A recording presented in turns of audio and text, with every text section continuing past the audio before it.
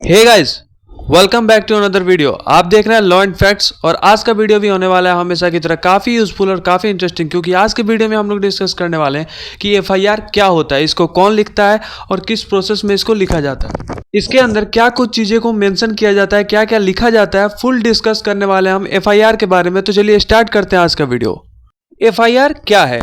तो एफआईआर का पूरा नाम होता है फर्स्ट इंफॉर्मेशन रिपोर्ट, और इसको पुलिस के द्वारा दर्ज किया जाता है पहला बार। जब भी केस कोई भी स्टार्ट होता है या कोई भी ऑफेंस होता है तो पुलिस को जानकारी मिलते ही, जैसे ही पुलिस को कोई भी जानकारी प्राप्त होता है तो सबसे पहले लिखा जाने वाला रिपोर्ट जो होता है उसको हम लोग क्या बोलते हैं? एफआईआर बोलते हैं।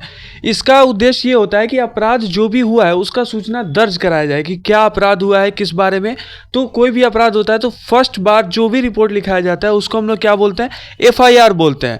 तो ये काफ़ी महत्वपूर्ण दस्तावेज होता है और इसको भारतीय न्याय संहिता, जो कि पुराना आईपीसी हुआ करता था, और बीएनएसएस भारतीय नागरिक सुरक्षा संहिता के तहत दर्ज किया जाता है।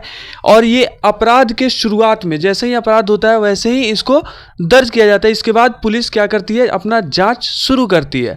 तो एफआईआर दर्ज करने का प्रक्रिया क्या होता है वो देखते हैं। तो सबसे पहले सूचना प्राप्त होता है, यानी कि जब किसी भी अपराध के बारे में पुलिस को क्या होता है? सूचना को प्राप्ति होती है, यानी कि किसी पुलिस को जब पता चलता है कि क्या कोई ऑफेंस हुआ है कहीं भी, तो ये सूचना का प्राप्ति होता है। तो फर्स्ट प्रोसेस ये होता है। उसके बाद जब पुलिस को ये पता चल जाता है तो ये हो सकता है कि ये लिखित या मौखिक रूप से कैसे भी पुलिस को पता चल सकती है। ये सूचना लिखित भी मिल सकता है या मौखिक भी। तो दूसरा है इसको लिखने का आवेदन या लिखवाया कैसे जाता है। तो सबसे पहले इसका जो विक्टिम होता है, यानी कि पीड़ित शिकायतकर्ता जो होता है, वह पुलिस स्टेशन पे अपराध लिखाने के लिए आता है और उसका पूरा जानकारी देता है ऑफेंस के बारे में कि क्या क्या अपराध हुआ है।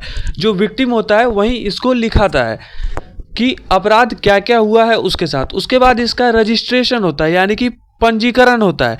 तो पुलिस इसका एफआईआर संख्या देती है कि ये कौन सा संख्या है, एफआईआर का नंबर देता है जिसमें उसका पूरा डिटेल होता है। और कोई भी एफआईआर उसी पंजीकरण संख्या से, यानी कि रजिस्ट्रेशन नंबर से पहचाना जाता है। तो पुलिस एफआईआर बीएनएसएस के सेक्शन 154 के अंदर इसको दर्ज करता है, बीएनएसएस के सेक्शन में। उसके बाद इसका विवरण होता है, यानी कि एफआईआर में अपराध के बारे में सभी जानकारी होना चाहिए कि कहाँ पे हुआ, किसके साथ हुआ, और जो कर रहा था क्या उसको देखा गया, उसके बारे में क्या है, अगर आरोपी को का पता है तो उसका नाम वगैरह। तो ये सारा कुछ डिटेल होता है एफआईआर के अंदर। इसमें काफ़ी कुछ किया जाता है रिटर्न, जो कि अगर चोरी होता है तो कहाँ चोरी हुआ, किसने चोरी किया, बलात्कार वगैरह होता है तो ये सब कुछ का डिटेल इसमें होता है। उसके बाद स्टार्ट होता है पुलिस का कार्रवाई। नेक्स्ट प्रोसेस, एफआईआर जब दर्ज हो जाता है उसके बाद पुलिस अपनी कार्रवाई शुरू करती है कि ये जो रिपोर्ट लिखाया गया है विक्टिम के द्वारा, इसमें क्या सच्चाई है और क्या गलत है, ये सब पुलिस के द्वारा पता किया जाता है एफआईआर लिखने के बाद। उसके बाद आता है कंप्लेनेंट का रिकॉर्ड। एफआईआर की कॉपी शिकायतकर्ता को दी जाती है। शिकायतकर्ता में या तो विक्टिम हो सकता है या फिर उसके कोई भी रिलेटिव्स वगैरह हो सकते हैं, दोस्त, ये सब। और ये उसमें रिकॉर्ड किया जाता है कि शिकायतकर्ता ने क्या बयान दिया है, इस मैटर पे क्या बोला है, और फिर जांच की प्रक्रिया शुरू होती है। तो इसमें विशेषताएं क्या है? तो सबसे पहले जो कानूनी दस्तावेज, यानी कि एफआईआर एक कानूनी दस्तावेज है और इसका महत्व अदालत में भी होता है, कोर्ट के अंदर भी इसका काफ़ी महत्व होता है। और ये ऐसा सूचना है जो पुलिस तक पहुंचती है और एक आधिकारिक सूचना होती है। उसके बाद आता है हमारा कि आधिकारिक शुरुआत। एफआईआर के बाद पुलिस अपराध की जांच शुरू करती है और इससे अपराध की प्रक्रिया औपचारिक रूप से शुरू होती है। बिना एफआईआर के पुलिस कोई भी जांच शुरू नहीं कर सकती है। तो यह है पूरा मामला। अब इसके बाद हम लोग आगे बढ़ते हैं, इसी कॉन्सेप्ट में देखते हैं आगे क्या क्या है। तीसरा आता है हमारा राइट टू एफआईआर, यानी कि भारतीय संविधान, इंडियन कॉन्स्टिट्यूशन और बीएनएसएस के तहत किसी भी व्यक्ति को एफआईआर दर्ज कराने का अधिकार है, उसको यह राइट है। अगर यदि पुलिस किसी भी एफआईआर दर्ज करने से मना करती है तो यह व्यक्ति सुप्रीम कोर्ट में जा सकता है, डायरेक्ट सुप्रीम कोर्ट में जाके याचिका दायर कर सकता है। उसके बाद है कानूनी प्रक्रिया। तो जैसा कि मैंने बताया कि एफआईआर के बाद पुलिस ही जांच शुरू करती है और यदि आरोप साबित होता है तो आरोपी के खिलाफ चार्जशीट पेश की जाती है।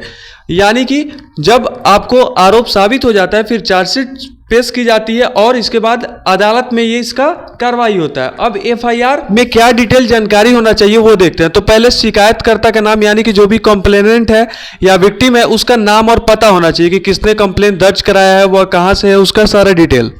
और घटना का विवरण, यानी कि एफआईआर में पूरी जानकारी दी जाती है कि घटना कब हुआ, कहां हुआ, किसने किया अगर देखा गया तो, और किसके साथ हुआ, क्या क्या हुआ, ये सारा कुछ डिटेल दिया जाता है पूरा घटना के बारे में। उसके बाद आरोपी का विवरण, यानी कि अगर आरोपी को पहचान लिया गया है, यानी कि जो घटना स्थल था वहाँ पे अगर देखा गया है तो उसके बारे में डिटेल कि वो कैसा दिखता था, कैसा है, उसका हाइट वगैरह काफ़ी कुछ डिटेल अगर कोई उसके बारे में जानता है तो। उसके बाद गवाहों का विवरण, यानी कि वहाँ पे कौन कौन इस घटना को होते हुए देखा है, किसने नहीं देखा, तो ये पूरा गवाह का विवरण होता है कौन कौन था। उसके बाद होता है धारा का उल्लेख, यानी कि कौन कौन सा धारा उसमें लगता है। जैसे कि मान लीजिए अगर चोरी है तो थेफ्ट नया बीएनएस भारतीय न्याय संहिता के अंदर 303 आता है, तो ये सब धारा का उल्लेख किया जाता है कि किस धारा के तहत ये अपराध माना जाता है।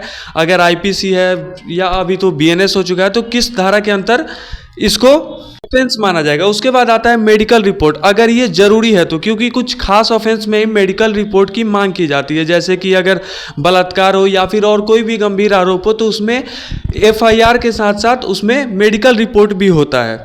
तो यही था एफआईआर से रिलेटेड सारी इन्फॉर्मेशन। उम्मीद करते हैं वीडियो अच्छा लगा होगा, और आपको समझ में आया होगा तो कमेंट सेक्शन में एक प्यारा सा कमेंट छोड़ दीजिएगा, और वीडियो अच्छा लगे तो लाइक कीजिए, चैनल को सब्सक्राइब कीजिए ऐसे ही इंपॉर्टेंट वीडियोस के लिए। तब मिलते हैं नेक्स्ट वीडियो में, तब तक के लिए बाय।